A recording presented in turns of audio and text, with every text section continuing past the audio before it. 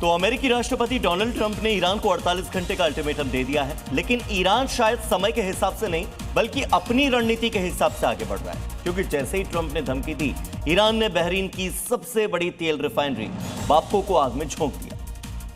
ये बदले की वो ज्वाला है जो ईरान अपने मिसाइलों और ड्रोन के जरिए जलाए रखे है।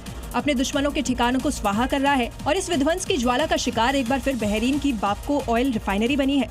ईरान के इस हमले के बाद काले धुएं का गुबार और आग का विकराल रूप दूर से ही दिखाई दे रहा था। गाड़ियों से जा रहे लोगों ने ऑयल रिफाइनरी के जलते हुए वीडियो मोबाइल कैमरे में कैद किए हैं। ईरान पहले ही कह चुका है कि उसके ऑयल ठिकानों को निशाना बनाया जाएगा, तो वो भी उसी अंदाज में जवाब देगा और उस जवाब की तस्वीरेर भी सामने आ रही है। तो लेबनान में इजराइल के अटैक्स में मरने वालों का आंकड़ा बढ़ता चला जा रहा है। 2 मार्च से लेकर अब तक 1461 लोगों की मौत हुई है। वाकई में 1461 बहुत बड़ा आंकड़ा। तो 4400 से ज्यादा लोग जख्मी बताए जा रहे हैं, जो खबर सामने आ रही है। इसी बीच ईरान और अमेरिका इसराइल के बीच जो तनाव है वो चरम पर पहुंच चुका है। जहां अमेरिकी राष्ट्रपति डोनाल्ड ट्रंप ने सीधे तौर पर ईरान को तबाह करने की धमकी दी, लेकिन ट्रंप की इन धमकियों से ईरान डरने वाला बिल्कुल नहीं, इस बार और ज्यादा ताकत के साथ हमला कर रहा है। इराक से लेकर कुवैत तक ईरान ने धुआं कर दिया है। देखिए तस्वीरें।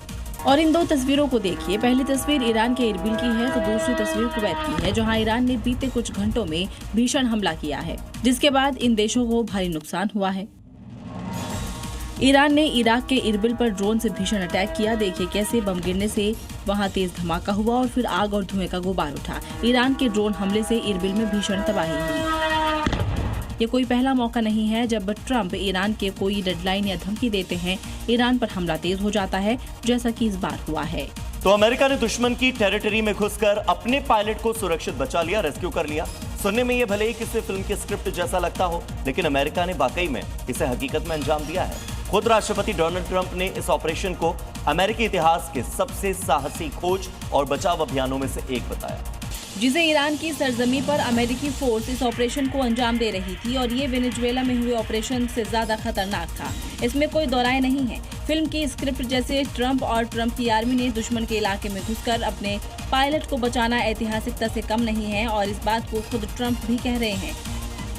दोनों दावे अपने तरफ किए जा रहे हैं, लेकिन सच क्या है ये कोई नहीं जानता, क्योंकि अमेरिका के हौसले अपने पायलट को बचाने के बाद से बुलंदियों पर हैं। तो ईरान ने जिस तरह अमेरिका के जेट्स और हेलीकॉप्टर ढेर किए हैं, वो भी 7वें आसमान पर है।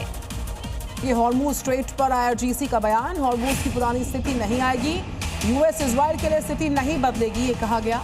गल्फ में प्लान के अनुसार ऑपरेशन की जानकारी को साझा किया गया है। पुरानी स्थिति यहाँ पर नहीं आने वाली है, इस बात का जिक्र किया गया। गल्फ में प्लान के अनुसार ऑपरेशन की जानकारी सामने आ रही है। IRGC का ये बड़ा बयान है। खबर लेबनान से है, जहां पर ब्रिटिश वॉरशिप पर अटैक हुआ। हिजबुल्लाह ने वॉरशिप पर हमला किया है। हिजबुल्लाह के हमले में वॉरशिप पूरी तरह से डैमेज हो गया है। आपको हम तस्वीरें दिखा रहे हैं हिजबुल्लाह ने किस तरह से वॉरशिप को निशाना बनाया। लेबनान में ये ब्रिटिश वॉरशिप है, चूंकि ब्रिटेन पर आरोप है कि वो इजराइल और अमेरिका का साथ दे रहा है, और ऐसे में ब्रिटिश वॉरशिप पर हिजबुल्लाह ने यह अटैक किया। और अमेरिका ने जिस तरीके से ईरान में घुसकर अपने पायलट को बचा लिया है, उससे न सिर्फ डोनाल्ड ट्रंप बल्कि अमेरिकी सेना के हौसले 7वें आसमान पर हैं। लेकिन इस सबके बीच ईरान से एक वीडियो सामने आया जो सवाल खड़ा कर रहा है कि क्या ट्रंप ने ईरान में ग्राउंड ऑपरेशन शुरू किया है।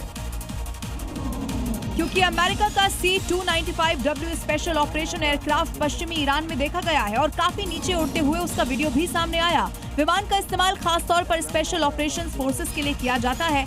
ऐसे में अमेरिका के ईरान में ग्राउंड ऑपरेशन की सुगबुगाहट तेज हो गई है। अगर C-295W एयरक्राफ्ट की बात करें तो 9000 किलो पेलोड ले जाने में सक्षम है। 70 सैनिकों को ले जाने की कैपेसिटी है। स्पीड की बात करें तो 509 किलोमीटर प्रति घंटा इसकी रफ्तार है और रेंज 2300 से 5000 किलोमीटर होती है।